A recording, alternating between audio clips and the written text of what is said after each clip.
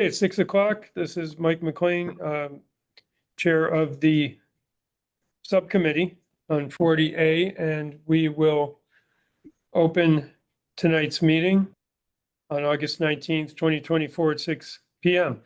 Call to order. I see that all of the subcommittee members are present. Two are on Zoom. Councilor Robert Vincent and Councilor Ed Dombrowski are both on Zoom tonight. So we have a folk accompaniment. That's number one. Now that we're in order, item two is to review the survey results. Have these been made available to the public, Steve, at all? They are made of a board, and I believe they were added to the public, but you can grab onto the website. Okay. To the when like we do with the town council meetings. Right. Let me confirm that. They came a little later, so I know Okay. the summary was. Yep. We did get a compilation thanks to our senior planner, Samantha, of the survey results. I won't belabor them. I think I was a little bit surprised that the yes was 56.8% and the no was 43.13%. I had thought that would be perhaps in the reverse. Top area of focus in order, the top one was Foundry Street. Come in. Sitting downstairs. Oh, okay. You're welcome to come up. Well, I had no idea this was up here, Oh, okay. and there's no signage. Well kept secret. But we have sign pollution though. We don't want signs for everything. I'm always arguing with Steve about signs. Too many signs. All right, well, good to have you all here. No apology necessary. We should have been on the lookout. We have the McCaulleys in the room. And we have a number of other folks on Yep. Zoom. We have full complement. We have all three subcommittee members. I had just started with review of the survey results. Samantha, how many total surveys did we have as of yet? Over 850. Over 850, which I think for a summer startup is probably pretty good outreach. The yeses were 56.87 and the no's were 43.13. And I've indicated I was a little surprised by that. I thought it might be kind of flipped. Foundry Street was the top area of those who, delineated where they would prefer to see anything.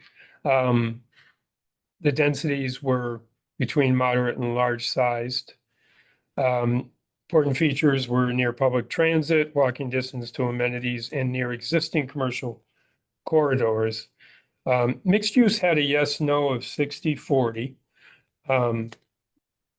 which, is interesting. We are intending to throw forward a couple of plans relative to mixed use, a couple of areas where we might consider mixed use. Only 40% were supportive of affordability, which is a little bit surprising to me because if we have a building that's large enough to get to 10% affordable, I would tend to be supportive of that.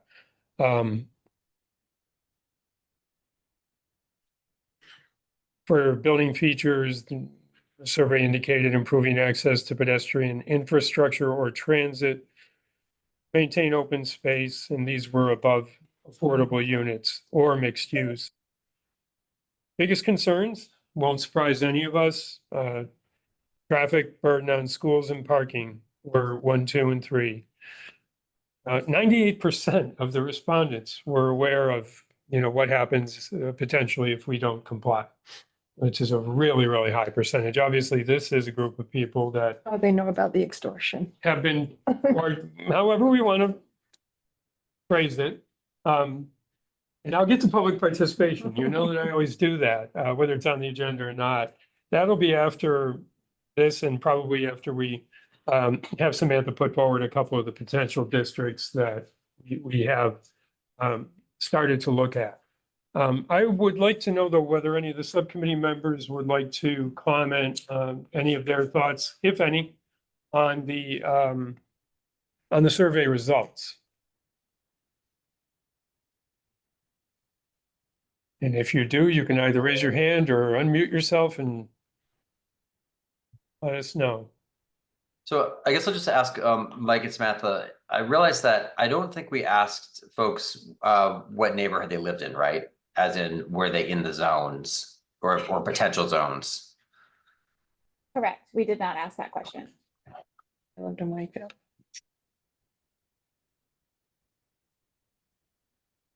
I do think that, that would be interesting, because I'd be curious to see, for example, did the majority of respondents live on the west side and say Foundry, or the majority of the respondents in Greenwood, saying Foundry?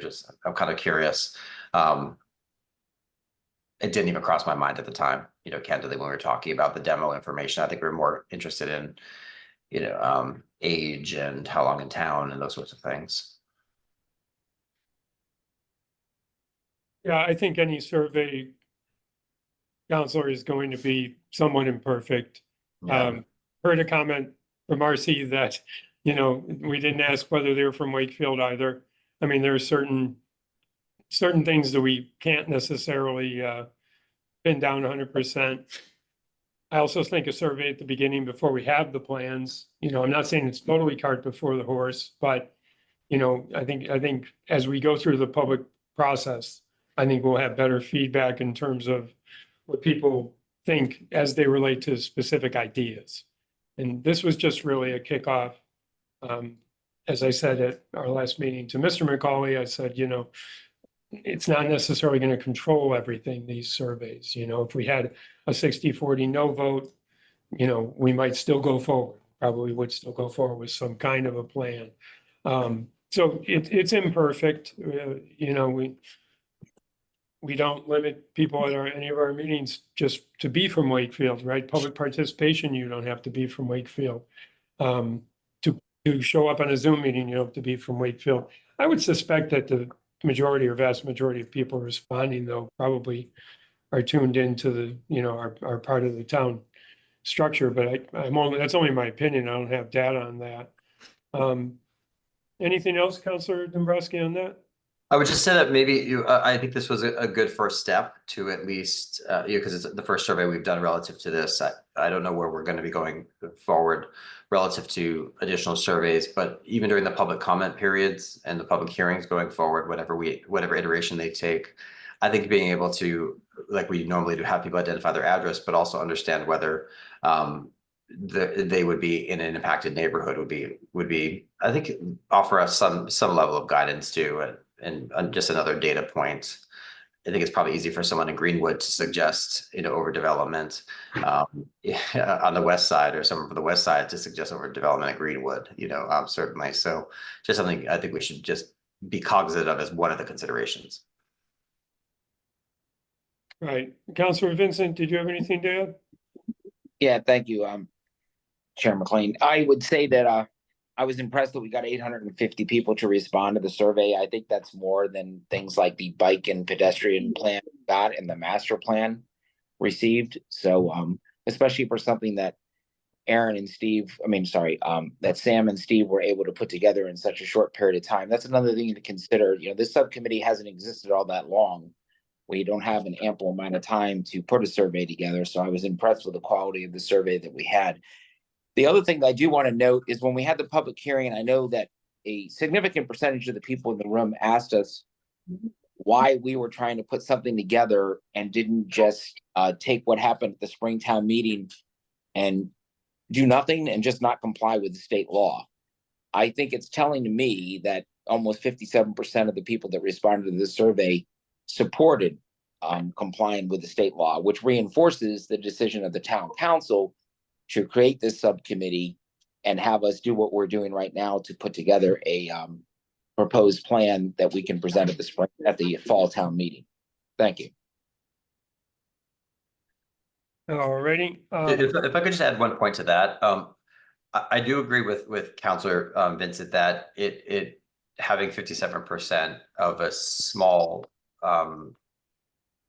segment of the population, it does give us some guidance. I do also, though, think it would be far more instructive for us once we had specific plans that were under consideration or more detail, and then surveying folks relative to that. Because you kind of like when you're, when you're polling, candidates, and then maybe one of the candidates is, other, folks might be okay with that. But then when you get down to the specifics of, identifying, who we're talking about, I think, people's opinions might be impacted by that. So I think we should just be mindful, one, that 850, that's a good turnout by survey standards for our town. I still think it's a very small percentage of our population. But also we were kind of asking a lot of questions more in the abstract. And if we were to drill down to some plans that are being proposed that have more specificity, I'd be curious, one, to see, the number of respondents, but also how they responded relative to that. Right, and I'm certain that, that could be a possibility that we would do a follow-up survey when we have more concrete things for people to comment on. And maybe at that time, Counselor Dombrowski, we would ask, where do you live? To kind of pair that up with how the responses are to the particular locations. That being said, I think it's a good segue into item 3, which is, sorry. Sorry, I'm on the phone. Okay. We can. Yeah, are you muting? Item 3 is potential districts. I got it. I'm going to kick that over to our senior planner, Samantha Elliott, so she can talk about some of the items that we've so far looked at. Caveat being, if you see that this is above the minimum district, it's because it's only the beginning. We may have to shave some of this. Some of you may come to us with some good comments and say, get that street out of there, et cetera. So we are striving towards a minimum district. These are the first set of items, set of plans that we've looked at that we wanted to present to the public, have the commentary of the subcommittee members, and have public comment on, which will come after item 3 is presented. Samantha? You can share, you should share a screen. While Samantha's sharing a screen to show some of these districts, I'll make. Great, never mind. For now. I'll make a copy at the end. Interestingly enough, I had a bond surveillance call today with Wall Street Standard & Poor's, because we're going out to borrow the money on the high school, and they will give a credit rating of the town, as they've done for every other bond that we've done. And one of the questions they asked, by the way, where are you guys with your compliance for 40A? Which was interesting, because they do look at what's going on in the state and what's going on in the town and things like that. So I told them we were compliant right now, which we are. We are not in compliance. We were coming forward with something, and that was it. They were fine. Okay. I thought it was an interesting question, but go ahead. All right, so the table that's up on your screen right now shows the various areas that were discussed as part of the survey. This is not a proposed plan. These are just starting to look at the numbers in different areas. So this is the total number of units, which is 1,971. Again, these are just looking at potential areas. This is not what's being proposed. And the parcel acreage is 82.93 acres. These stories relate to what could be built. I can get into that a little more on area by area. So because they relate to existing conditions. So for the first, I'm going to pop through that. The first one is Richardson Water and Armory. These areas already have existing garden apartments, a combination of primarily multifamily or small single-family units. There are a handful of them over on Armory towards North Ave. And it's right in proximity to transit. This area would give us around 65 units. So it's not a huge number, but it could help with our acreage. Because remember, one of the big things that we have to do is have 50% of the district be contiguous. So it has to be all connected to each other. And the area. So the neighboring areas, see, one of them will come up here. The yellow is kind of looking at some of the other areas of Foundry Street that have already been developed as multifamily uses. You have the Grayson Lofts, you have a number of other apartment buildings that are down Ballister, as well as some down Albion. The hatched areas are areas that are excluded per the state, primarily for either hydrology, which has to do with underwater streams and water supply, or watershed. So those may end up being excluded if they have no developable land, or just the tiny, tiny slivers, like you could see some that are down on Albion Street. Those likely wouldn't produce even a single unit, so they would likely be excluded. However, this does incorporate a lot of the existing areas that have been developed as part of Foundry thus far.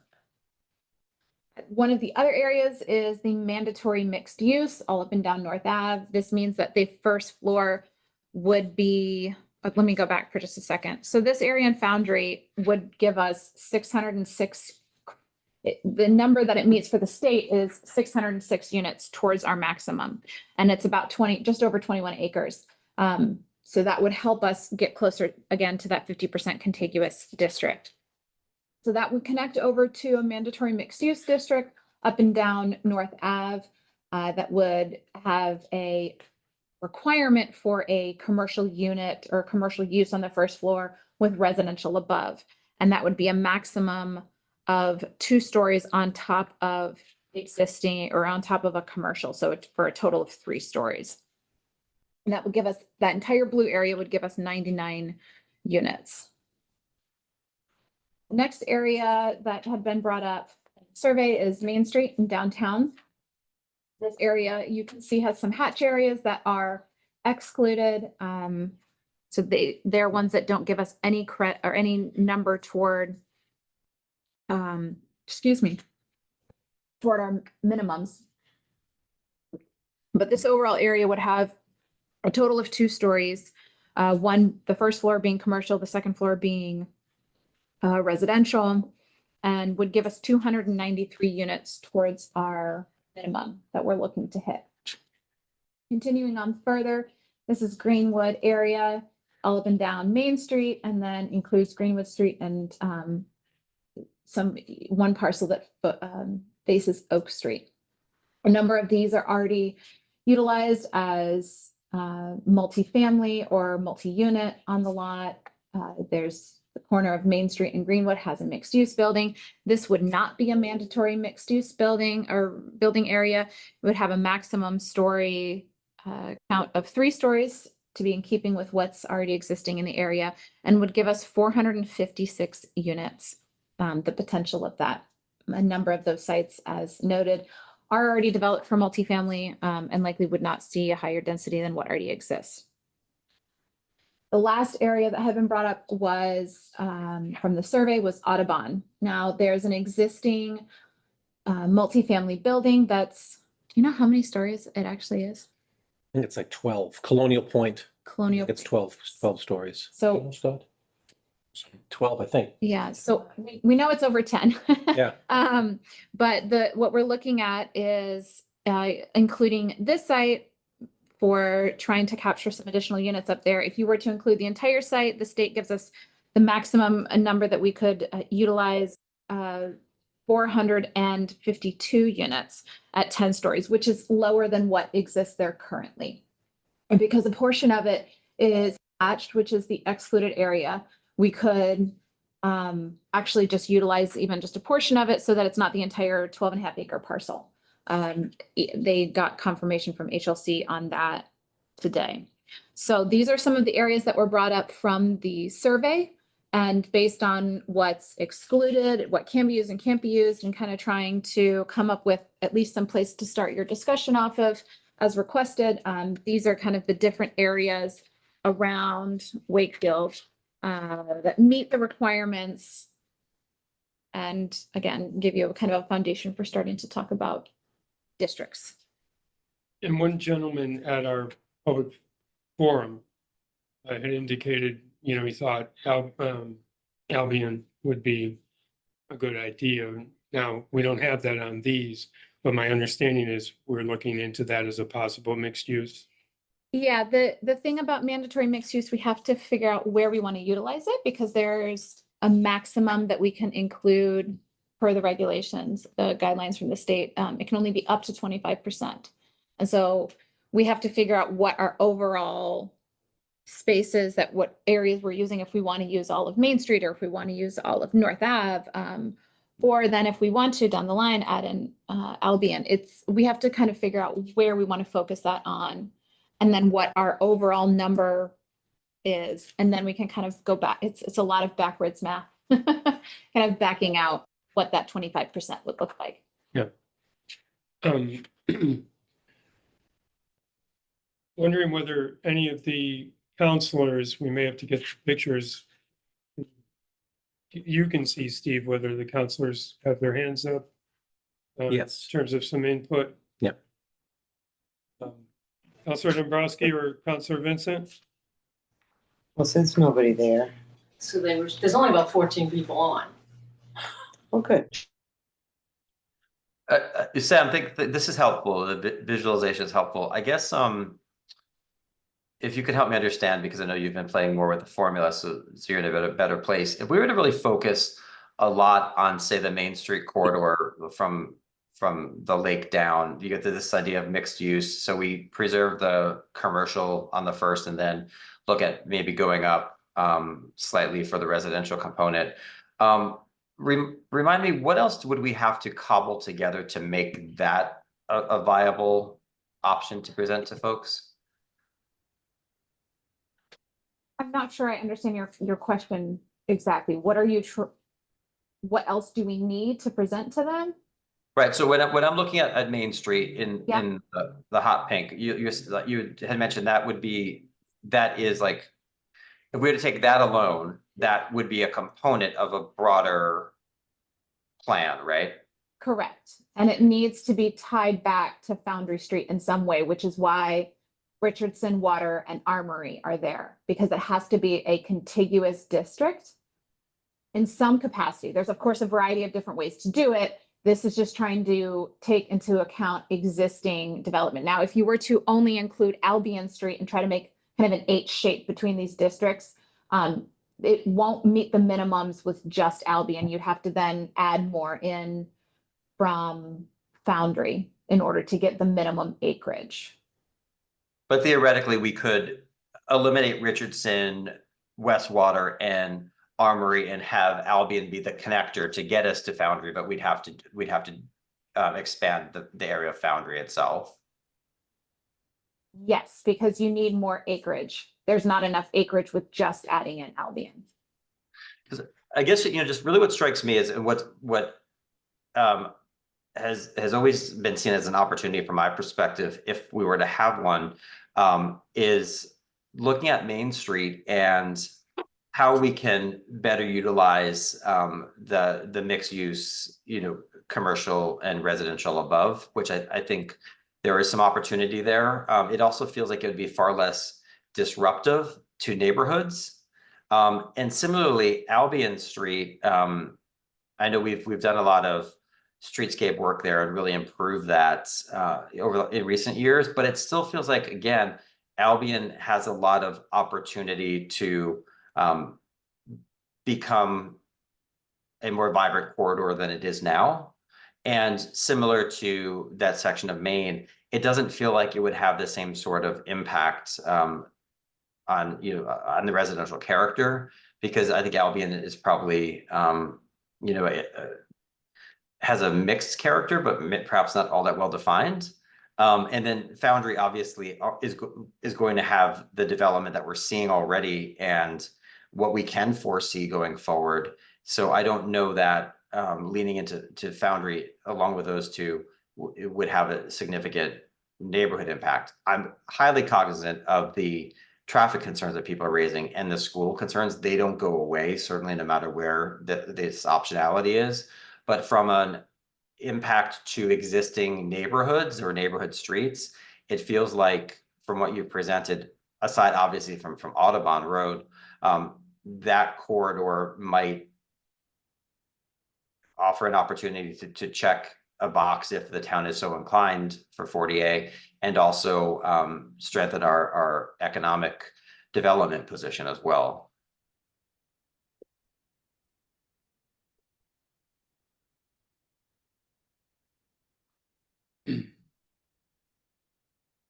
Counselor Vincent, any commentary if Counselor Dombrowski is all set? Yeah, I figured out how to unmute my phone again. This is a exercise for me. So a couple math questions for you, Sam. If I look at Foundry and Audubon and I combine them, they give us 1,058 units of the 1696 that we need, right? Correct. Yeah, if your math is correct, sure. Yes. Yes. Right, and then that gives us 33.97 acres of the 36 acres that are required, right? No, No, so I'm wrong when I'm looking at the parcel acreage. so we have to back out for just a second. You can't, the part of the problem you run into with what you're talking about is we can only include up to 25% out of the area. So if you pull back and try to just use Audubon and Foundry, you're gonna be dramatically limited. Well, that was On- I was just talking about those two as a start. So when I read Okay. Audubon at 12.66 acres, 27 of the acres have to be in the station area, 75%, right? So Foundry gives us 21 of those, and Audubon, the 12.66 acres is outside of that. So pretty much if we use Foundry and Audubon, everything else we have to do has got to be within the station area. Yes, and you're also gonna have to look at meeting the number of units, not just the acres. Right. Well, that's why I said the number of units is 1,058 on our way to 1696. And then it's almost 34 acres, 33.97 in the aggregate between Foundry and Audubon of the 36 that we need. I'm just seeing where Foundry and Audubon fit in the picture as far as filling in the puzzle of the minimum requirement. If my math is accurate. It certainly is I think, could be viewed as a good start, Counselor. Remembering that some of the acreage, for example, the acreage for the mixed use districts, I think Samantha has indicated they don't factor into the minimum. Yeah, none of them. I'm sorry to jump on you earlier, but it starts to, you have to remember all these different little moving pieces. Every time you start to try to do the math, it's made my head spin a little. The mandatory mixed use, we can count the acres, we cannot count, I'm sorry, other way around. We can count the units, we cannot count the acres. Okay.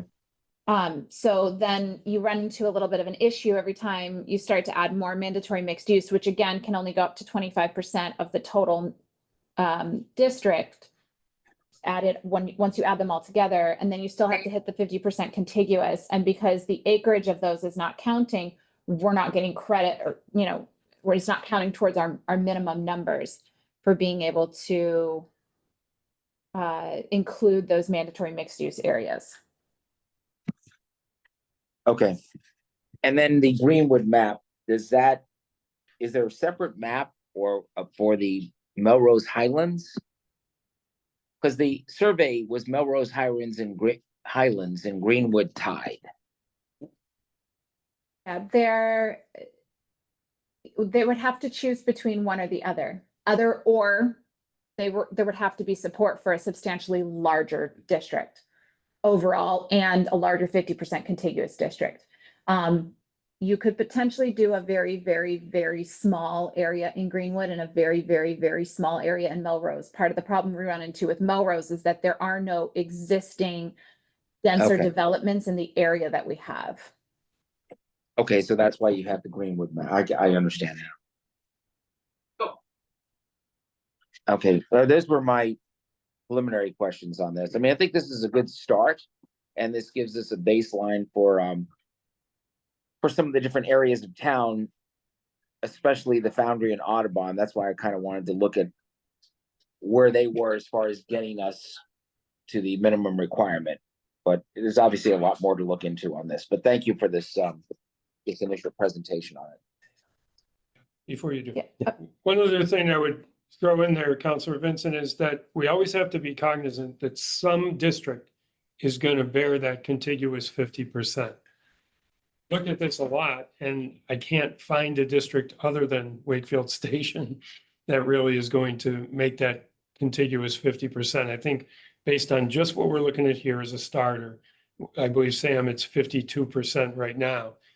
So if you pull something out, it's whacking the mole. If you pull something out, you got to put something else in. Right. Steve, you had a comment? I just wanted to say that I like the use of Albion as a link. We kind of talked about that today, so we will be, we're looking at that anyway. And we got a lot of questions at the forum about how do we get credit for what we've done? We've had a lot of questions about how do we get credit for what we've done since we've been bringing this on. And I've said that really bothers me that we don't technically, but if you can pull up Foundry on the map there.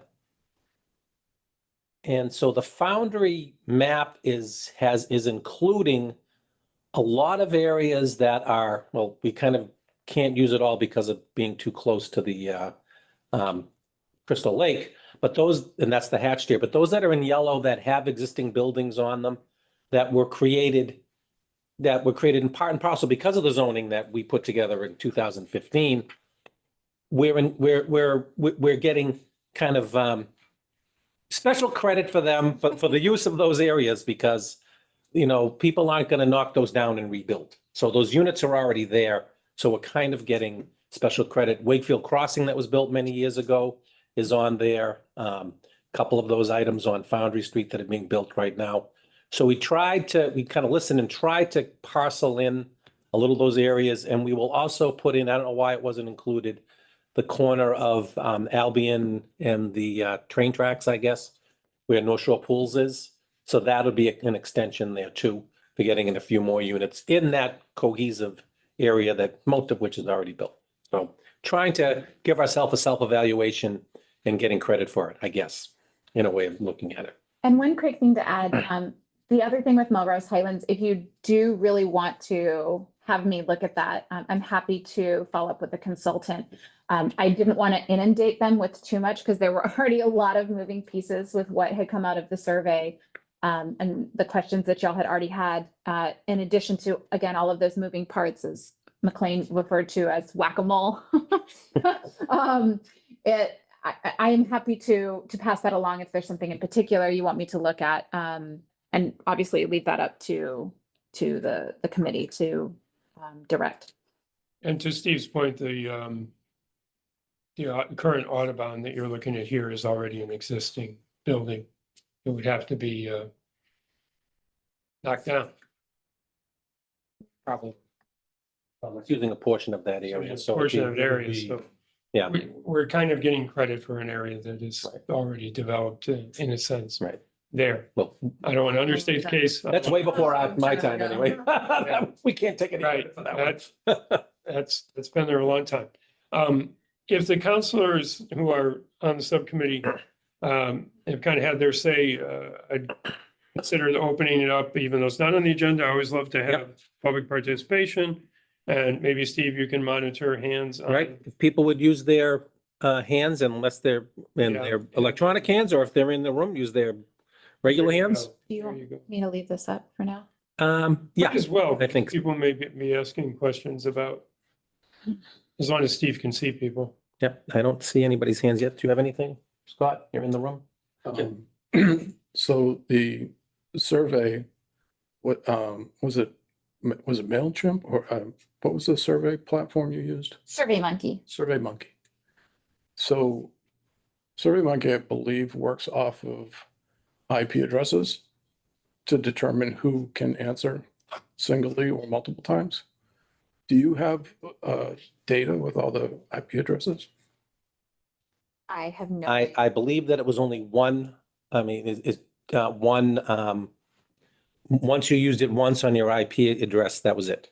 Right. But Right. usually with those, it'll list the IP addresses so you can see where people are logging in from. And if people were outside of this collective area or Massachusetts, you'll be able to tell that. My I'll concern check. is that if a developer or company got a hold of this and they sent it out to all of their people in their company, that everybody could have been filling out this survey, so. I will say most of the people. I have to look at the exact demographics. I don't know if I can pull that up. Does it keep sharing? No. I'm gonna stop screen sharing for just a second. The survey. Oh, it takes a long time, hold on. Most of the people who replied were 60 to 69. It was just over 20%. So, and many of them, let's see here, 49.76% had lived here for over 21 years. I know that people could fill things out, but I'm just letting you know what the numbers were on here. So will all the raw data from this all be available somewhere? Is it going to be posted somewhere? I don't know that we'll put all of I have to figure out how to pull all of that stuff out. So I'll do my best to be able to at least I'll get at least the summary up. And then try to figure out how to pull all of this information out into a way that is digestible versus just And then 850 entries in a. just to back up real quick, what was the reasoning for not having a Melrose map? I could only hand them so much because she had one day to work on the maps before she was out of town for the rest of the week. And so I had to try to condense all of this. Steve and I met with her, the consultant, and I had to try to condense as much as I could from the survey to try to gather more information. And we realized that if we did a Greenwood area, then it would have to be very small if we also include Melrose Highlands, which doesn't have the existing density in our circle. To support if that's still something that people want to see, that's fine. If that's something the committee wants to see, that's fine. Of course, we can have the consultant look at it. These are not final maps. But the first iteration, I had to only give her so many different pieces, and there were a lot already here to follow up with. So. Because I'd be curious to see, because I know that only a portion of Greenwood is within that half mile of Melrose. But we also know that we can expand outside of that area and have that as a contiguous space, even though it's secondary to that. So it could be larger than just within that half mile of Melrose, right? 25% of the entire program can be outside of the districts. Right, but I think what Mr. McCauley is saying is correct me if I'm wrong, would it be possible to take our portion of circle that reaches what I call the southernmost part of Greenwood, which comes out of Melrose Highlands Station, and couple that with Greenwood and make that a contiguous area? Possibly. Yeah, I'm not sure that works because my memory is, having seen both circles, that they don't necessarily intersect. I think Or do they? Do they go all the way down they Main? just kind of tap. No, there's a hole between them that hits, of course, Main Street falls in the little crack. Right, two circles. I can't do them. And- Anyway, where the two of them come, they I don't. don't think I've ever actually seen the circle for Melrose. That's because what- It hasn't really been in anything that. That's what was on this. It's on the survey. Oh, it is, okay. It's on the survey. And also when, and I would, I'm totally open to any ideas to do something down there. There is some business zone down there. There's some of Main Street is business. It could be done, but I think we all, it's clearly not as commercial, obviously, as some of the other areas of town. Doesn't mean we couldn't look for a smaller space. But I think what Samantha said too is it's that old mole whacking thing. It's like if we put even 5 acres down there, does it then throw out our balance on our contiguous 52%? Or do we then have to take 5 acres out of Greenwood?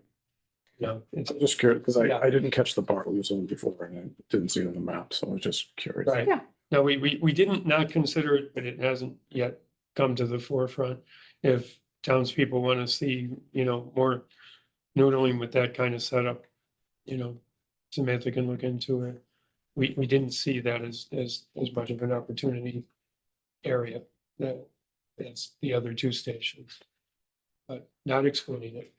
The other thing is that one of the big comments coming out of the survey is they wanted it to be focused in the neighborhood commercial corridors, the already existing developed areas, which was part of why Greenwood had been requested of us previously to be looked at versus Melrose. There's a very small area down by the roast beef restaurant. Yeah. But that's actually outside of the district. The district radiuses, I should say, they're not outside of the district, they're outside of the radii.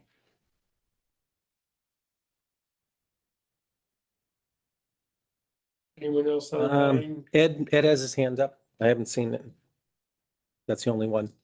Good. Oh, Actually, I see Miss Scott has her hand up. she so I'll just let her- put I'll hers let up. her First, yes. Hi, I Okay. did. I just put mine up. Thank you so much. I've got two questions, sorry. So is there any way that we can find out who, I think I believe I sent most of you an article from WGBH Channel 2, an article about across Massachusetts, shrouded corporations are scooping up single-family homes.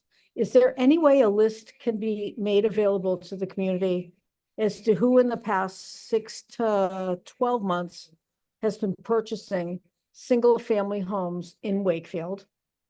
And my second question is, with this meeting and the last meeting, has there been any sort of a paid consultant? I don't see any names that I don't particularly recognize. I recognize all names on this meeting. I did not recognize all names on the last meeting. Have we been paying any sort of a consultant to attend these meetings in the live version or in the taped version to give feedback to any town hall any town hall employees? Thank you. I don't think any consultants have been at any meetings. No, No. we have a consultant for building the maps.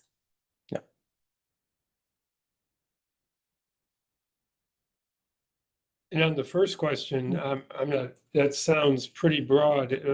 You'd have to be doing a registry search, I would assume. I don't know. I was All wondering if names. bankers and tradesmen would give, because they run that every, There might be a Yeah. banker and tradesman Tradesman's- report that yeah. could be had. Or the assessor. Yeah, the assessor, there's always a delay in what gets to the assessor, but Julie, we can take a look at that. Do you want me to send you, I thought I sent it, maybe I didn't, I can send it to you tomorrow. The Sure. article was by PBS, and it wasn't just an article centered on Massachusetts, it was centered on a lot of like Baltimore, all along the Northeast coast, the same initiative is taking place. So I'll send you the Boston version of the PBS article. Julie, do they have our town information? That would make it easy. I don't think it does, but I'll double check. I haven't looked at it for a couple of weeks. I've been away.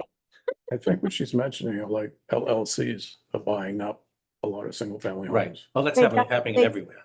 They definitely are. And if you research, and I actually saw a couple in the item last week that I researched, and it left me feeling very concerned. So yeah, it's not just what I just said, it's also LLCs. And if you research further, it's very questionable, and it's already it's a preemptive strike that they're making, and it's not just in Wakefield. I wouldn't ask this question if I didn't already research it. So that's all I have to say. Thank Okay. you. Thanks. Thank you. Julie, if you wouldn't mind putting your hand down, because it confuses me. Don't confuse the town administrator. And that's the only hand I have up. Did you say that Councilor Dombrowski's hand was up? It was up, yes. It was. So, Steve, I'm trying to put it down, but it won't go down. I'll keep trying. Thanks. Okay. There we go. I think it's really important what we're doing in terms of looking at, how to kind of like make these puzzle pieces potentially work for a minimum compliance. I do continue to be really concerned about some of the pressure points relative to traffic, especially around the Albion North Avenue corridor, or specifically that intersection. So I'm really wrestling with that aspect of it, because if you've seen the traffic backups, especially during rush hours, you know what you experience, and if there are trains coming through, that just adds to it. But I'm also mindful of the fact that you can see how things are going on Foundry, and it sounds like, Steve, from what you were describing, that this is the closest we could get to getting quote unquote credit for what is there on Foundry, right? Yeah, I would say, yeah, exactly. Because like, from my perspective, I mean, I think this is, it's really bad law. I don't agree with it. to And one- North Ave too, in some areas, which Yeah, are included, yeah. right. I mean, but it's just a really bad law. And it's, I really am quite incredibly bothered by the fact we're even having to deal with this as a community, but we are here now to discuss. And it just seems inevitable that we're going to continue to have that Foundry Street development. So if from my perspective, is there a way that we can thread this needle that allows for the most minimal impact on current residents and their neighborhoods? And Foundry really, I think, stands out to several of us as perhaps that answer. I am far less concerned about creating opportunities for developers to come in with market rate housing, because we've seen that doesn't mean affordable, that means excessive. And so if we have a way of being able to at least offer residents the opportunity to vote on compliance at a minimum level with the minimal disruption, I don't know, aside from Audubon, which sounds like it has its own challenges just because of its size, small size. I don't know that we have a better option than Foundry. Am I missing anything, Samantha, on that? I mean, it is. You mean for the I'm trying, contiguous? to comply, if possible, and if it's the will of the people at town meeting, with having like the least impact on the communities, on any of the neighborhoods within our community. Correct. To capture, as Steve was saying, the existing developments in a kind of way to get pseudo credit for existing and previous developments. That is an area that is unlikely, aside from what they call them, the act of God, where, there's a fire or earthquake or something. It's unlikely that those sites will be redeveloped because there are existing larger scale projects on them. And so by capturing those areas, we're able to meet the letter or the, basic intent requirements, while also being sensitive to existing projects that already reflect a lot of the goals of the MBTA communities. And I think the North Avenue area, Ed, tries to capture some of that too. For instance, the North Ave area captures the Tonos building. Okay, Right. Again, that was one that was built because of the bylaw change. I think it's a great addition to the community, but pseudo credit, maybe that's a good way to look at it. So de facto, it's not going to add anything. It's already there. And for some reason, it just feels like Albion development would have less of an impact on the existing conditions. And I think there's an opportunity for improvement in that way, if we're thoughtful about how that would be approached. I also think that since we're talking about surveys, it's really important to bear in mind that we're only at under 57% that are even yes on this, based upon, imperfect surveying, right? And so if we find as we go along this process, and I know the chairman has made this clear, we're looking at everything. I think minimum compliance is our ceiling. I think declining to comply is our floor. And I think we need to just continue to use those as our boundaries. And if we come up with some proposals that have the least impact on existing neighborhoods, but the feedback we're getting is similar to what we've gotten last time, where there were more people opposed to this, this notion of 40A. I think I really have to heed that guidance. And I'm kind of two schools of thought. In one way, I can understand why we would have a minimum compliance model to offer to people at fall town meeting to vote on. But in another way, when you look at what the numbers were from spring town meeting, opposed to what ended up being 3 different proposals, I mean, has town meeting already spoken on this issue? I don't know what the answer is, but I think it's important for us to be taking the pulse of participants throughout as we go along. And if we find going into September or even October that an increasing number of people are just continuing to come out and say no to this, I really think we need to give some serious thought as to whether we even proffer a minimum compliance proposal at that point. And I don't know what the answer is going to be on that, but I think it's an open question for us to keep an open mind with. Thanks. I just wanted to Could you piggyback state your on, name? oh, sorry, Marcy McCauley, Walden Road. I just wanted to piggyback on what Ed is saying. I think it's not a good law at all. And we hear a lot about equity these days, and the fact that the extraordinary amount of housing units that Wakefield has already contributed to the North Shore is not being taken into account, just shows how prejudiced this is against Wakefield. And I opened the paper today, or I picked up the paper front page, the Nahant project, the 40B project. Those poor people are fighting for the ability to have a comfortable neighborhood where they can, live, raise their families, not have to worry about setting an extra 15 to 20 minutes out of their day to get to a school or a grocery store. It seems very unfortunate that this was so poorly written that it does not take into account of what we contributed. If you look at a community like Hamilton, Wenham, I would never want to see that disrupted.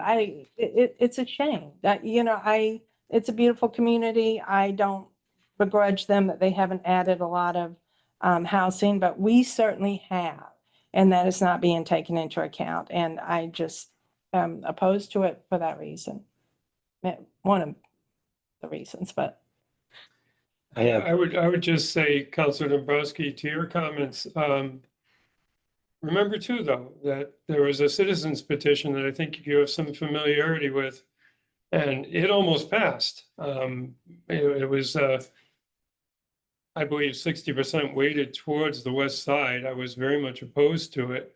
I've said for 2 years, I'm opposed to the law in general, but I think we're going to have to decide whether, when I look at Foundry Street, I don't know that there's any movement in this town for any kind of building moratorium. I don't know that there's any movement in this town to stop our zoning that was passed before I was on this council, relative to the special permit districts that has resulted in a lot of, hundreds and hundreds of new units. I don't think that anybody in their right mind would think that what's left of Foundry Street that can be developed under the special permit district isn't likely to be developed. So all that being said, that's why I propose that we do look at an alternative plan that hits. My biggest problem with last town meeting was all the residential. If Foundry is going to be developed in any event, then we can make some of these minimums by using Foundry Street. We can use existing structures such as out at Audubon. I didn't want to use, one of the areas that had been mentioned was out by the lake. I wanted to stay the heck away from the lake. I'm glad we haven't even put anything on here about, out by the lake and using that outside of up to 25% outside of the circles type of district. So I think, I've always said I respect the no vote, and will continue to do so right up to town meeting. But I do support putting forward some kind of plan that comprised of some mixture of elements that we were looking at here today, or other elements that we go through a more elaborate procedure, which I hope we do continue on, which will be the next agenda item when we get through with the commentary, which is when do we see our next public forum coming up? I have Jay Millhouse. Jay? Welcome, Jay. Thank you. I just wanted to share my thoughts on what John was saying. I think that we should still have the vote in the fall. It wasn't unanimous at the spring meeting of a no vote. There was definitely a majority of no, but it was not unanimous. There are still people that are in favor of a multifamily district. Like John said, yours almost passed. It was closer than the other ones, but we should still have this a democratic vote. We should still let the town decide again and have a new opportunity. I just also want to say that I like this map, or I like these ideas that are put forward. I guess we don't really have a map technically. I mean, personally, I would prefer more residential, but that's just me. I think this is a good compromise for the people who would like less residential. So I'm looking forward to seeing where this goes. So thank you. Thank you. Thank you. I have Ron Delavopi.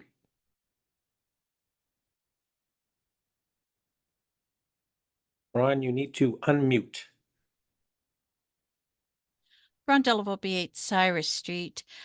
Regarding the previous speaker who mentioned the poorly written law that does not include what towns have already done towards increasing their housing.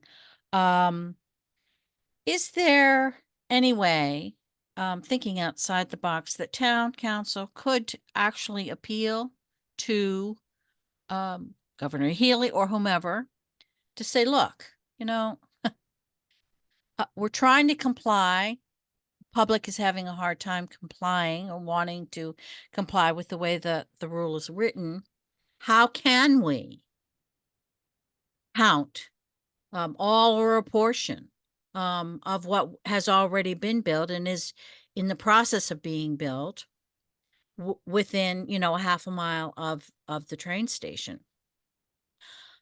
And my second question is, Town Administrator Mayo mentioned a while ago that that something about being able to sort of count what's already been built. And if he could extrapolate or explain on that a little bit so that no one gets any false sense of hope that that's actually what's happening, because as far as I know, that's not written in the law. Thank you. I can go ahead. Clarify something. So the reason why we say get pseudo credit, or why I said pseudo credit versus actual credit, is because let's say there's a building on Foundry, and it currently only has 100 units. Under MBTA communities, it could have 200. We actually get credit for the larger number for what could be built under MBTA communities law versus only the 100. So it actually ends up typically working in our favor, in a way of kind of getting credit. It's the best. It's not a great way to explain it, but the best I can do. Do you want to add? I think if you look at Foundry Street and there, for example, and there are units on the corner of Foundry Street and Albion at Grayson Lofts, okay? We include that in the district. You go further down Foundry Street and there is the new building that's already built on Foundry Street. I think it's a 4-story building. You go across the street to the one that's being built right on the train station. Okay. You include the garage area. That is the garage for Grayson Lofts. So there already are a number of units there. And do you have the number that are already there? No. So there's already a number of units there. Let's say, and Samantha said it was right, that it right. Whatever that number, they're already there.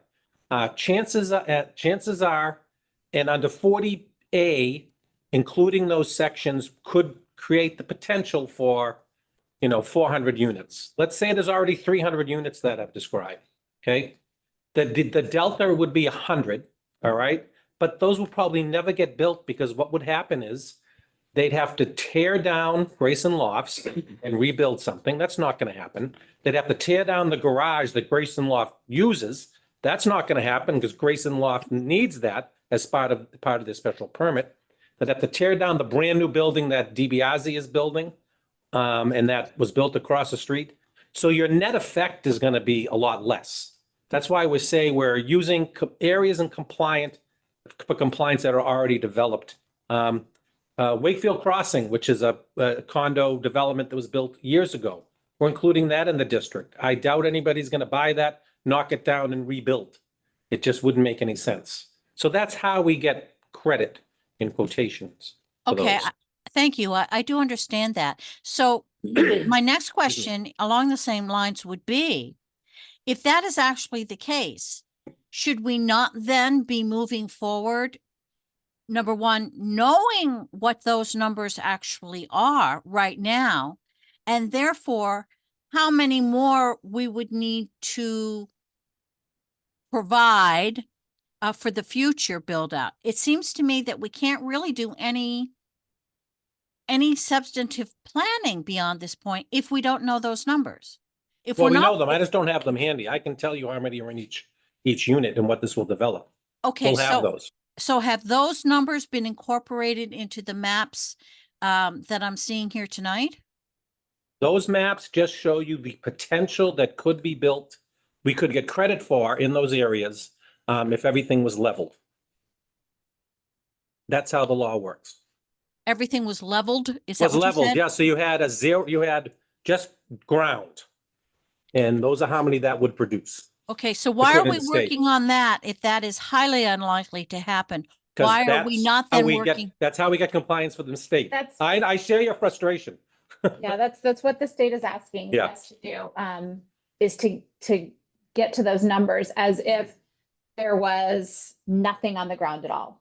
Okay, And that's just not realistic for A, an area that's already Right. built, and B, an area that's done a lot to progress towards meeting a very similar intent to what MBTA Communities is requesting.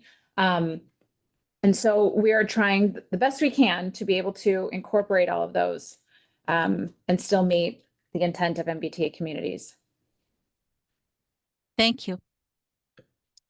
And on your first question, Ms. Del Volpe, nobody's going to give us credit. I mean, the law has been written for a couple of years. It is talk to your representatives. I hate to use that phrase, but we don't really have any leverage here. And the state's actually going the other way. It's doubling down and threatening, well, we're waiting for the Milton suit, so they're not, they're going the other way on it. Thank you. Again, for the first time, I have Theo Knoll.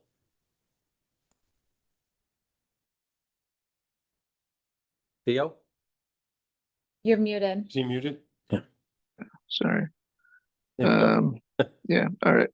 Sorry, I have phone problems. So Theo Knoll, 8 Fernwood Road, Wakefield. Member of the planning board, but not calling, representing the board, just myself. I think I may have misunderstood some of the potential unit discussion, but it sounds like that actually works a little bit in our favor in some ways, at least in terms of the 50% district. Is that correct? And second, just generally, I'm curious about how people feel about transit-oriented development and sort of what that does in terms of how, shape of and feel of a community and a neighborhood.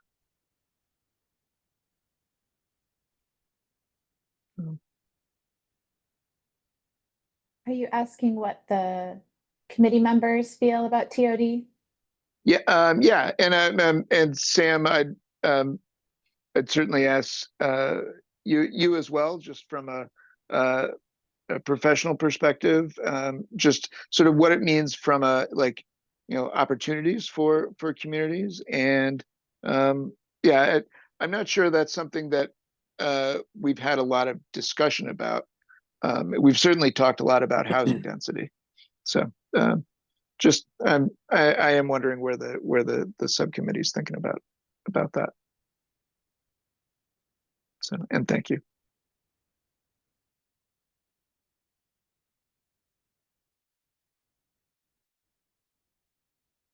That asked a question. Yeah, as best I understand the question, I would say that this plan, I think, or this start of a plan, which is not yet a solid plan, concentrates less in the residential in general than what the 3 proposals that I recall being made at Springtown meeting. and more relative to mixed use, which I don't think we had last time. A little bit outside of the circles, which I don't think any of the proposals had last time. And focuses more on the residential that is already involved in being existing construction and ongoing construction closest to the train tracks. In those two districts, I think that's why the movement here is significantly different than what we saw last time. But to be honest with you, Theo, if you're trying to get into a debate over that, I'm not engaging. No, no debate. No, seriously, I'm really just, I'm kind of just trying to ask an open-ended question about, because we are focused a lot about housing density, and I do think like the mandatory mixed use in Main Street and Albion and that I think that's rather creative and rather thoughtful, and that's a useful thing to districts to explore. I personally, I think transit-oriented development, which means putting housing and commercial and office space closer to transit nodes, is really positive, and it creates for a more walkable community, which can be very positive. So I don't want that to be sort of missed or glossed over, or because I think it's a positive opportunity for Wakefield to be considering. And I'm glad you guys have expanded sort of the geographies to consider this. So. Right, and I would like to see Albion added to this if we can get the Commonwealth to approve that. I know Sam has been working on it. I think that, when you walk down Albion, people have said there's and Councilor Dombrowski said the same thing. There's a lot of opportunity there. It's kind of an eclectic mix at present. But I love the fact that we have the small shops there, but if we could preserve the shops along with maybe a little more density, you can walk right down Albion Street to the train station. I mean, that's a nice location, and I know people that are walking from some of these other buildings to the train station. And Wakefield Station is fairly busy in the mornings. I do take the train on occasion to work, and I think we're focusing more, Theo, on being closer to the tracks. We've expanded it to Greenwood, and I think it makes sense. And as people have stated, we're not trying to cheat the system, but if we can get some credit for what we already have developed, because there's a theoretical 100 units that may never be built on top of an existing building, I'm all for it. We've been striving for a compromise that's a minimum compliance compromise, and I hope we can get there, and we'll see what happens. Chairman, No, I'm sorry. Yeah, no, I'm glad to hear that, and I'm sorry, Councilor Dombrowski. I'll just kudos to y'all and kudos to the town for the survey, and 880 units is a great response rate. So, and I'll mute myself and listen to the rest of your answers. So thank you very much for the consideration. Councilor?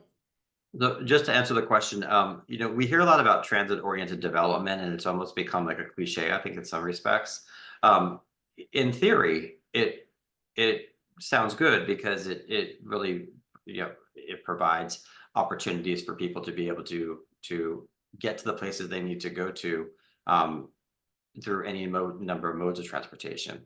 But when we talk about transit-oriented development, we have to keep in mind what the transit piece of that means.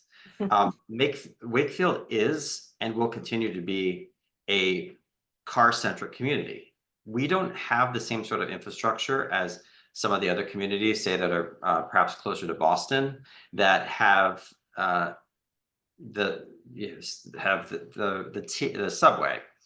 We don't have the same sort of utilization of the 137 bus. I mean, that bus is normally empty.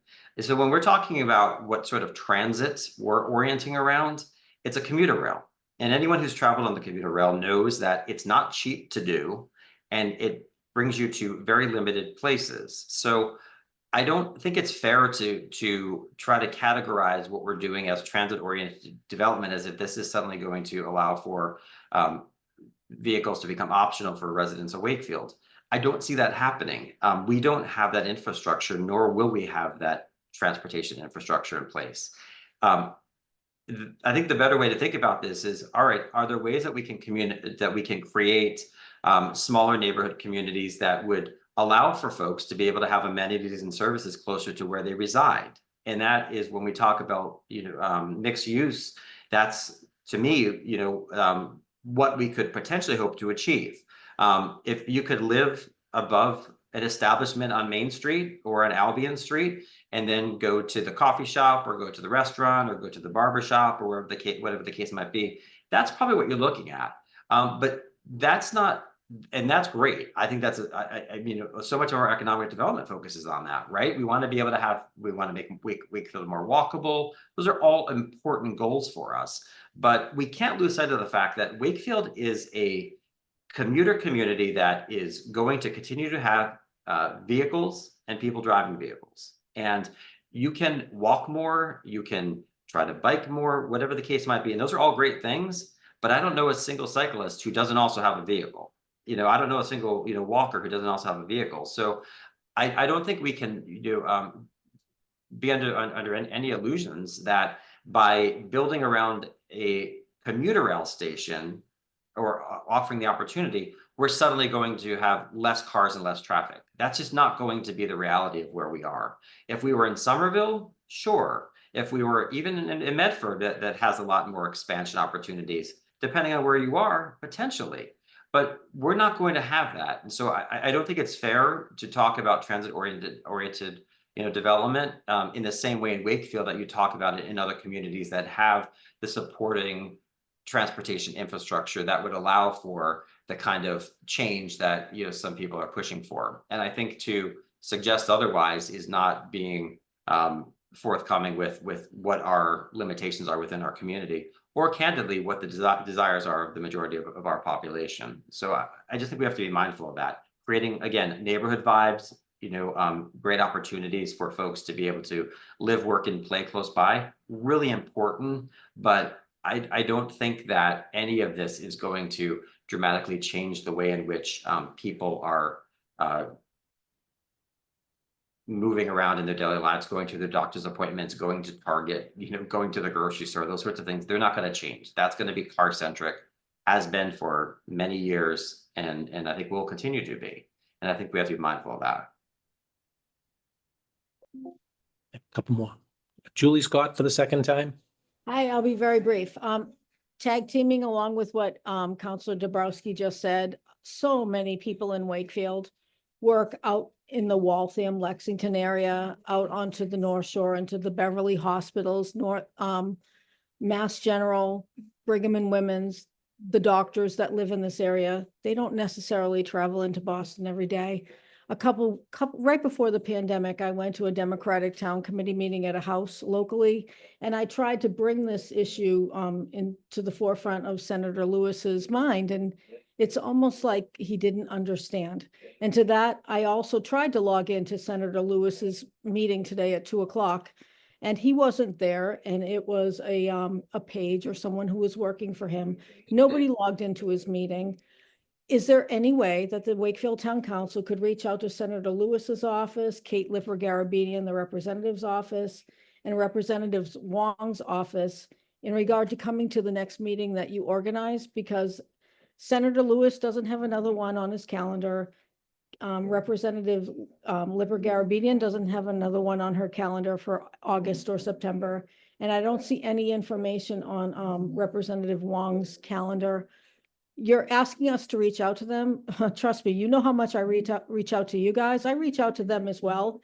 And I don't get any response from them. I get response from people in Washington DC, but I can't get response from the people who represent us at the State House. So I need your help with that. Wakefield needs your help with that. And again, I want to tag team on what Counselor Dombrowski said at previous town council meetings. Wakefield is considered a very densely developed community in a number of state developed plans, including plans that have been touched on by MAPC's hands. And we're not given credit for that. We're more densely developed than Winchester, than Stoneham and places like that. And it is intrinsically not fair. And I would love to speak to Senator Lewis or Representative Lipper Garabedian or Representative Wong about that, but they are deliberately making themselves unavailable. I email them, I hear nothing back. And I don't necessarily put my address. For a while, I had 2 or 3 properties in Wakefield that I was in charge of, so I was always within someone's district. They just don't get back to you because they know specifically what I want to talk to them about. So I would appreciate it if you guys could reach out to them and maybe have them at our next 2 meetings, would be greatly appreciated. And it would also increase the participation that you get from the community. Thank you. I know I'm not the only one reaching out to them. Thank you. Jay Millhouse. Jay. Second time? Yeah. So I think I remember reading somewhere that I think the Massachusetts state legislature is like the least transparent lawmakers in the US. So I'm not surprised there, Julie, that you aren't getting any feedback from them. And that frustrates me as well, even when I'm more in favor of a larger district. But I just wanted to comment on some Ed's topics about public transportation, because I do agree, like you're not going to be taking the commuter rail to go to the grocery store. Like that doesn't make any sense. When I first moved here in 2019, there was actually 2 buses, which I actually utilized to get to work. It was the 130. There's 137 now, which we still have, and then we also have the 136. So now we're down to just 1 bus. And I agree with the frustration, like you're asking us, to have this transit-oriented town, but you've taken a bus from us. Like, we should be also asking the state alongside this, like, where is our public transportation? Like, how are you going to bring your part of the?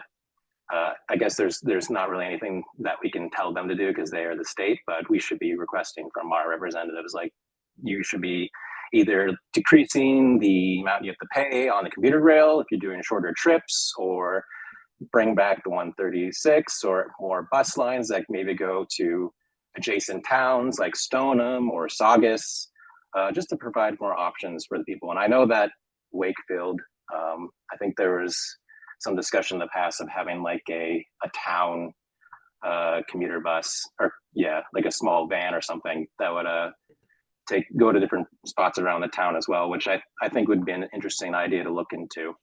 But I would say alongside this, we should also be asking for more for our public transit in the town, because I think a lot of people would appreciate it. They're back in the day, like the 137 and 136 were packed buses. Like getting to work with those buses, it was standing room only. So people would utilize them, I believe.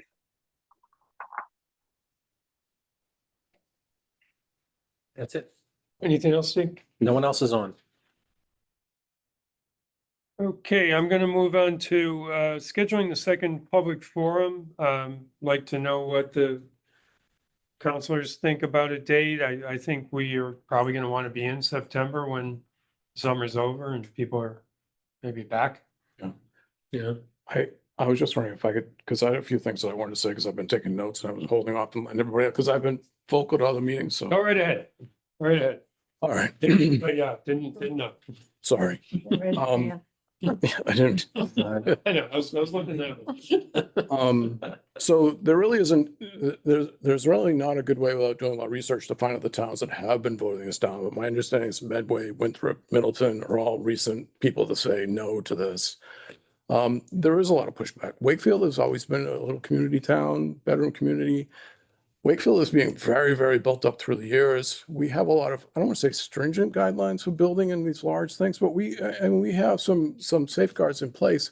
And we see those being pushed and trampled. And we look at like the Nahant Street project, these other things that are going through, even with all this stuff in place, when we take a lot of these restrictions out of the way because of as of right, I just see this getting crazy. Right now, the guidelines say this is what it is, but those are going to change. They've already changed, and they're going to be changing in the future to where some of the stuff we look at Foundry Street and think, oh, it'll never happen. And 5 years from now, the state changes their mind and says, oh, we're going to change it to this, and sorry for you.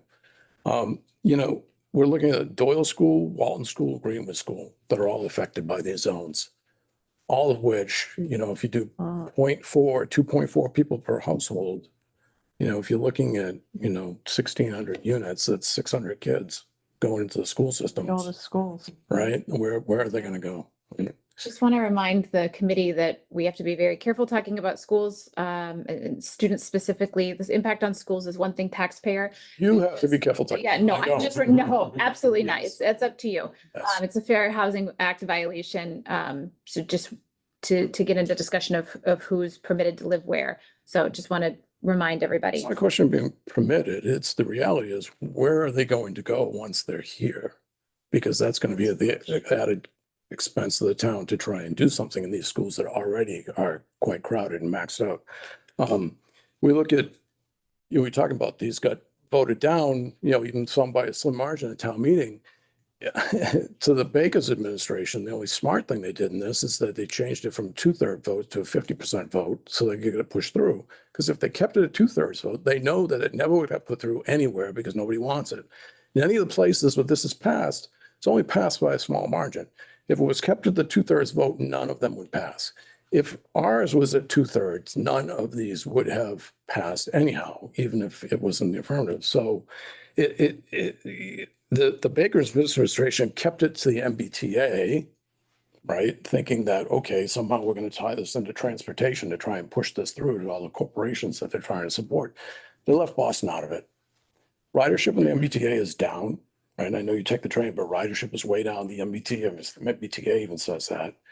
The market in Boston is down by 25%, but Boston's excluded. Until Boston's added into this mix, I don't even want to have this conversation. Boston's the hub of the MBTA and they excluded it. You'd mentioned, I think it's mandatory mixed use. Is that the term? I still can't find that in the guidelines. So if that's in the guidelines, that's yet another change that they've made since it was first published. Because I haven't been able to find that, because in there it says if you have mixed use, you also have to allow by right residential. My comment last time is if this mandatory mixed use is not in there, and what I'm saying is that any of these commercial buildings, they can say, well, I'm not going to pay commercial rates anymore. I'm going to convert it to all residential and there goes your tax base. So there's a lot of stuff that needs to be really think. The Healy administration kind of did one better on the Baker. They're going to say, all right, now we're going to do accessory dwelling units as of right, and they're going to pass through. So now they took into consider the 352 cities and towns in Massachusetts as opposed to only 177. So At least that was equitable. right. Yes. But the thing is, if you're taking accessory dwellings as of right, in theory, that is going to take care of the housing crisis that they're saying that exists. But nobody has been able to point to the actual document that says, this is where the housing crisis numbers come from. I haven't seen that. Nobody's been, it's just been talking points. They just say, oh, we have a housing crisis. Okay, if you say it enough, people believe it. There is no housing crisis. If you look at the census, at the number of homes in Massachusetts and the number of people in Massachusetts at 2.4 people per household, there's actually an excess of housing. So nobody can point to it. Now, if we take out all of the visitors to Massachusetts that are being housed everywhere, that might alleviate some of that, but that's a whole different thing. There's a lot of stuff that I'm just, I know the intent of what some of this was to do, but even the affordability part of it, which was in the original bill, got taken out because of all the big all the big corporations, all the big builders. This was a big builder's law by the Baker administration, which is bad, right? I'm on the Republican side, but I'm just like, this wasn't good to begin with. And to change it to 50% was just a way to ram it through and get it past everybody. It's difficult to deal with 354 towns. So they try to lump it all together so they can kind of get zoning under their purview. And we really need to push back on it. So I'm just saying that, I mean, you know where I stand. I appreciate what you're doing. I appreciate that you're trying to have a minimal impact to the town, which is much better than what the board did. And the stuff that got pulled at the town meeting was totally unacceptable. There's gonna be more to come. There's been a lot of kind of shady stuff that was happening with all this stuff that went on that's gonna come out when all these emails come out. I appreciate what you're doing with it this time around, but I still think that it's horrible for Wakefield. And a lot of us appreciated what Ed was doing. Ed was listening to the town, and the town says, we don't want those big numbers. Why are we talking about those big numbers when this is our minimum? And that's where Ed was. And I think that's what screwed up the whole thing, probably. Well, that minimum was heavily West Side based and I did not support it. And I was glad to see that it didn't pass. It actually had a heavier West Side base than the other. It Than did. the other. Well, none of That these were affect proposed. my town, my street, none of them. But I mean, I this- still this- think it should be equitable. It's not a make it total town-wide. NIMBY thing, you know? I Yeah. mean, it doesn't affect me either. I'm a little bit Yeah. up the street from where it had been proposed down on Cedar and Lower Fairmount. But I do want to mention too, 40B has come up a couple of times. I want to be entirely clear that while we are not yet in a position to do anything, the town council has been unanimously against the Nahat Street projects. And remains so. So, we shall see what will happen there. I feel strange, fighting the Commonwealth at the same time, but you got to do what you got to do. And here I am seeking a compromise. I'm trying to be entirely transparent. I can't even talk about Vincent anymore because we'd have a quorum. Under the open meeting law, I can't talk to Ed and, unless we're all in this same room You together. can, I know, just give him more than 3 people. No, only 2. No, you only need 2 for a quorum on a Oh, subcommittee. for subcommittee. Yeah. We're extremely careful about this. I want all the public participation we can get. I want it to be more broad-based as we enter the fall. We are unfortunately on Amount of time. a timeline. And we can't change the time. We have to get things to the planning board at certain points in time. So we'll continue to try to be open about this. I would like to see Albion on there and maybe Armory's too busy of a street. It's one way and the schools dump onto it. Maybe some tweaking needs to be done. We'll look into, the Melrose Highlands Circle, but as has been stated, it's kind of difficult to find enough down there, and then we may just have to move things around a little bit if we go there. I was pleased to see us look more at Audubon than over by the lake. I'm always nervous about the lake. Even if nothing's ever going to be built up there and we get a couple hundred units out of it, I'm always nervous that somebody's going to find a way to do those couple hundred units. What we're proposing on Audubon here, or what we're laying out there for public consumption and comment is something that's a little bit, I think, safer, if you will. Nothing's safe. I get that. But I've never liked this law. He can tell you 2 years ago, we were talking about it. But, we're going to try to put something forward that's a reasonable compromise plan. And then, our legislative body is the town meeting. Town meeting will speak on this different plan. And if it goes down, all of the members of this subcommittee have said the minimum plan. And if it goes, if the no vote wins, we're not going to lose any sleep over it. But I feel it's our duty to try to bring a compromise plan forward in the fall. Anybody else with hands up? I'm assuming Julie just didn't take her hand down? No, I just have, I'll be very Oh. brief. I'm assuming part of tonight's meeting was a bit of a dress rehearsal. Imagine Steve and I graduated high school together. So I've been a teacher for as long as Steve and I have been in our professions together. And as a teacher, I would like to protect the homeowners. Homeowners in Massachusetts really pay the brunt of the taxes that educate our children. And in most North Shore communities, it costs $20,000 to $30,000 a year to educate a kid. So if this is a dress rehearsal, please do not attack anyone who talks about taxes and the cost of education and what this initiative might cost our community.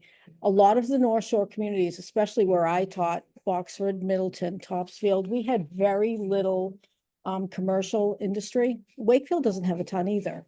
So if Wakefield residents are concerned about the cost, it's very real to them because they pay for the bulk of this. I also would like to say that I appreciate that the chair of this committee is letting public participation happen at different parts of the meeting. I've tried to watch or participate in a couple of meetings in the past couple of weeks where public participation is said to be at a certain part of the meeting. Mike, I really appreciate you respecting the need for the community to speak out. And I truly believe that you learn and gain a lot from listening to us, and I will forever respect that.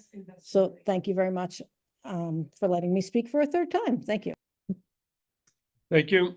And if anybody is curious about some of our school numbers, Residency is a great resource. They talk about school enrollment and numbers, as well as the density of existing areas.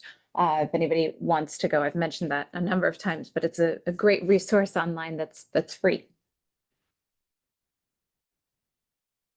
And yes, Julie, I do expect to hear more from Mr. McCauley and a number of people at town meeting about costs as well. I know it's coming. I would note, however, and I'm not saying that we are not at the breaking point. I don't know that yet. We've asked the school superintendent, where we are in terms of numbers. And I would agree with anybody that would say, boy, if we have to put even a wing on an elementary school, that's going to be a significantly costly thing. It hasn't happened yet, interestingly enough, despite the 2,000 units that we have added, under the special permit district. I think, or however many it is, Steve, I think it is, possibly in that range. So I don't know that this would necessarily be what would tip those scales, because other development is going to continue to happen as well, as it has been. So something to consider. I know we'll be talking about costs as well, and I'm happy to have the discussion. I don't have any, certainly not going to yell at anybody about bringing up any of their points, because they're all good points to be considered. Councilor McLean, can I just throw something in and then I promise I will shut my audio off? That's number 4, Julie. Billy I Carroll watched would have school shut you committee off meeting. before. I watch school committee meetings because I don't play the lottery. But for years, as long as we've had this school superintendent, we do not accept school choice. And the reason is, he says we're maxed. Thank you. Okay, I look at the per student in the elementary schools, and I wish we had it when my son was in the school system. So we're doing pretty well on that, really, on class size anyway. Next meeting. Let's start with the town administrator. Do you have any opinion yourself? My opinion is I think we need to have another meeting before we have a forum. I think we need to vet, someone came here today, do that spine on, call it a spine on Albion Street. I think that may be appropriate, but I leave it up to the panel here. Okay. I think that makes some sense. Do we have enough time in our timeline? I think we're gonna have to make it, yeah. To have a public forum in September? Yeah, I think we do them both, yeah. Okay. Next meeting date, you want to stick with the day of the week we've been sticking with?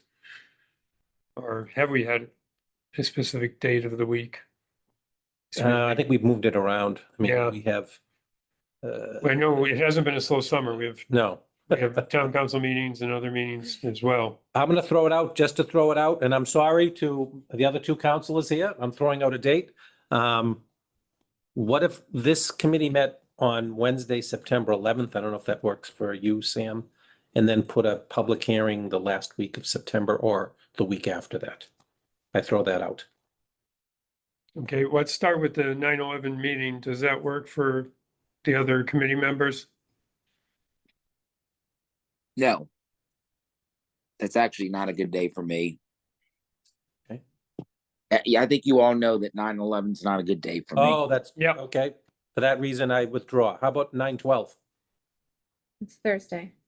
Thursday, is that planning board? 9/12 work? Is that planning board? They're Thursday? Tuesdays. They're Tuesdays, okay.